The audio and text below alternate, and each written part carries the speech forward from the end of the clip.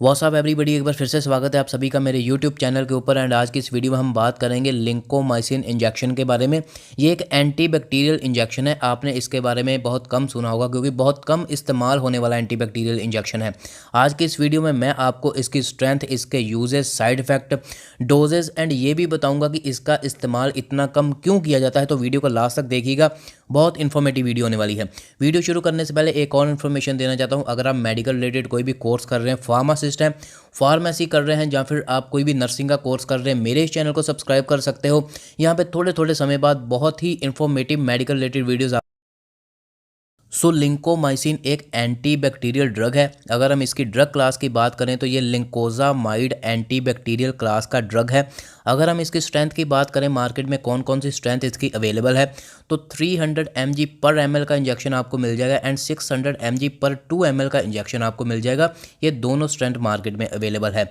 अगर हम इसके पॉपुलर ब्रांड नेम की बात करें, क्योंकि मार्केट में ब्रांड नेम से ज़्यादा पॉपुलर है, ये ब्रांड नेम ज़्यादा बिकता है। लिंकोमाइसिन इसका मेन इंग्रेडिएंट है, मेन सॉल्ट है।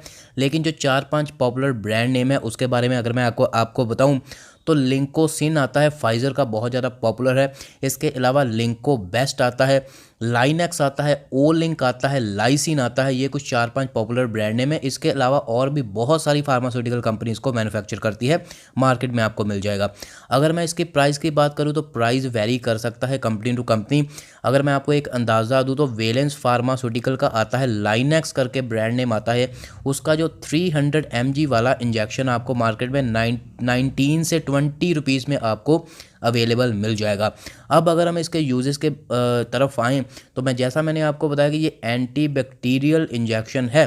तो जितने भी बैक्टीरियल इंजेक्शन इन्फेक्शंस हैं, तो उन सभी बैक्टीरियल इन्फेक्शन में इसका इस्तेमाल करा जाता है। लेकिन मेजरली किन किन में इस्तेमाल करा जाता है उसके बारे में मैं आपको बताता हूँ।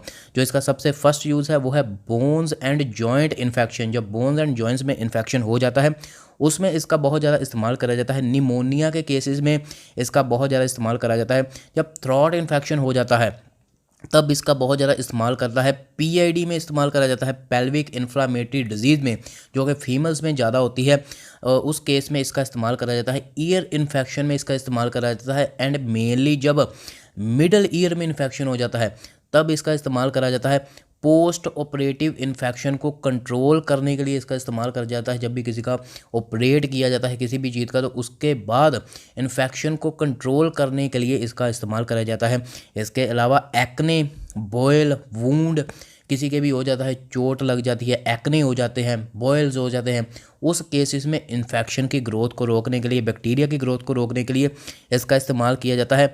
इसके अलावा मेजरली इसका इस्तेमाल किया जाता है पेनिसिलिन, जितने भी एंटीबायोटिक है, पेनिसिलिन एंटीबायोटिक, उसके अल्टरनेटिव के तौर पे इसको इस्तेमाल किया जाता है। लाइक जो अमोक्सिसिलिन आता है, क्लॉक्सासिलिन, एम्पिसिलिन आता है, उसकी जगह पे इसका इस्तेमाल किया जाता है। मान लीजिए किसी को पेनिसिलिन एंटीबायोटिक्स जैसे अमोक्सिसिलिन, एम्पिसिलिन, क्लॉक्सासिलिन से कोई भी एलर्जी है या फिर वो अवेलेबल नहीं, तो उसकी जगह पे लिंकोमाइसिन का इस्तेमाल करा जाता है।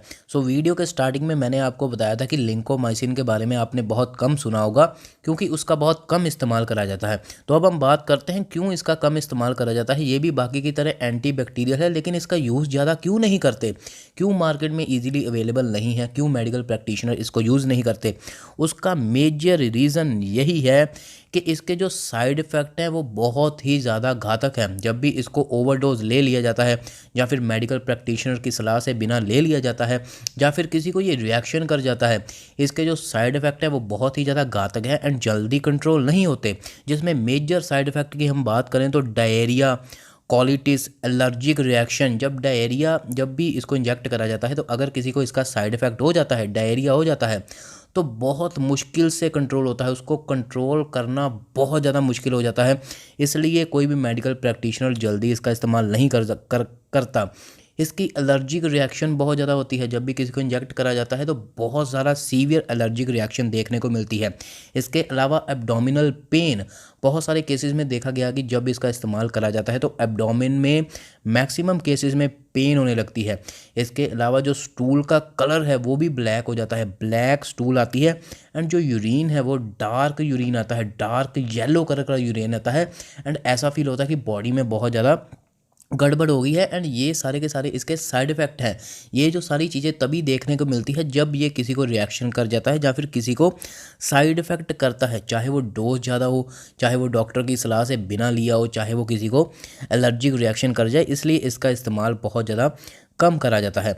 अगर हम इसकी डोजेस की बात करें, मेनली मैं आपको बताऊंगा कि इसकी डोजेज जो है वो पेशेंट की कंडीशन देख के हमेशा दी जाती है।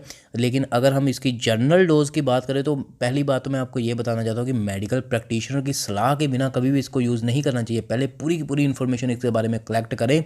एंड अगर आप एक रजिस्टर्ड मेडिकल प्रैक्टिशनर है तभी इसका इस्तेमाल करें, नहीं तो आपको प्रॉब्लम आ सकती है। एंड अगर इसकी जगह पे कोई और एंटी बैक्टीरियल ड्रग, आपके पास एंटी बैक्टीरियल इंजेक्शन अवेलेबल है जिससे आपको लगता है कि पेशेंट को रिलीफ आ सकता है उससे भी, तो इसकी जगह पे आप उसका इस्तेमाल कर रहे हैं जिसके साइड इफ़ेक्ट कम है इससे। तो अगर मैं आपको नॉर्मली इसकी डोज बताऊं तो पहली बात तो ये आईवी एंड आईएम दोनों लगाया जाता है। जब बहुत ज़्यादा सीवियर केसेस हो जाते हैं तब इसको आईवी इंजेक्ट करा जाता है, नॉर्मली इसको आईएम ही इंजेक्ट करा जाता है। जो इसकी अडल्ट की डोज़ है आईएम की वो है 600 mg आफ्टर एवरी 24 आवर, मतलब हर 24 घंटे में 600 mg इंजेक्ट करना होता है। एंड अगर कंडीशन थोड़ी सी सीवियर हो तो आप इसको आईएम दिन में 2 बार भी इंजेक्ट कर सकते हो, मतलब 24 घंटे में 2 बार भी 600 mg इंजेक्ट करा जा सकता है। अब अगर हम आईवी की बात करें तो आईवी बहुत ज़्यादा सीवियर केसेस में आईवीवी इसको इंजेक्ट करा जाता है जब इन्फेक्शन जो है वो बहुत सीवियर हो जाता है। तो आईवी में इसकी जो डोज़ है वो 600 mg से लेके 1000 mg पर डे रहती है। 600 mg से लेके 1000 पर डे। एंड इसकी जो मैक्सिमम डोज रहती है, मैक्सिमम डोज वो 8 ग्राम तक रहती है।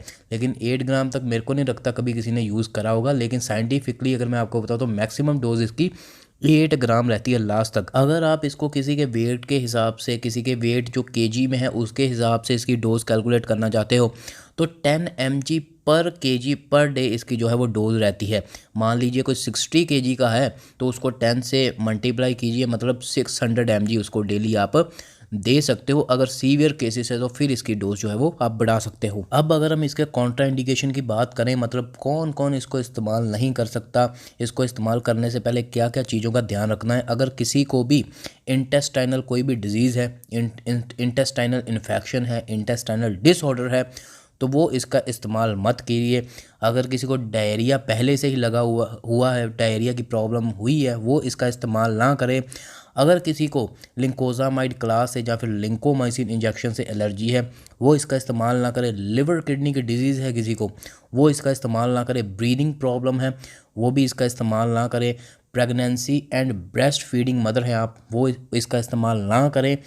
अगर बहुत ज़्यादा ज़रूरत पड़े तो एक अच्छे डॉक्टर से सलाह करके ही इसका इस्तेमाल करा जाए। किसी भी लोकल डॉक्टर से आप कभी भी लिंकोमाइसिन, अगर आप प्रेग्नेंट हैं जब ब्रेस्ट फीडिंग है, इंजेक्ट मत कराइएगा। अगर किसी को अस्थमा की प्रॉब्लम है वो भी इसका इस्तेमाल ना करें। एंड मेनली एलर्जिक रिएक्शन का आपको ध्यान रखना है। अगर लिंकोमाइसिन से आपको एलर्जी है तो इसका बिल्कुल भी इस्तेमाल ना करें। तो ये थी पूरी की पूरी वीडियो लिंकोमाइसिन के ऊपर। एंड जैसा मैंने आपको बताया कि पेनिसिलिन एंटीबायोटिक्स की जगह पे भी इसका इस्तेमाल करा जाता है, उस केसेस में काफ़ी इफेक्टिव है, लेकिन इसका इस्तेमाल इसलिए नहीं करा जाता क्योंकि इसके साइड इफ़ेक्ट बहुत ज़्यादा घातक हैं। जैसा मैंने आपको बताया कि डायरिया अगर किसी को शुरू हो जाए तो वो रुकने का नाम ही नहीं रहता। तो ध्यान से इस्तेमाल करें, एक अच्छे डॉक्टर से कंसल्ट करके इस्तेमाल करें। अगर आप मेडिकल स्टूडेंट हैं, मेडिकल फील्ड से फार्मासिस्ट हैं, तो अच्छी तरह इन चीज़ों के बारे में सर्च करें फिर किसी को प्रिस्क्राइब करें। Thank you so much. ऐसे ही मेरी वीडियोस को प्यार करते रहिएगा, वीडियो देखते रहिए। अगर किसी और टॉपिक के ऊपर वीडियो चाहिए कमेंट सेक्शन में बताइएगा। अपने दोस्तों के साथ चैनल को, वीडियो को शेयर कीजिए। Thank you so much.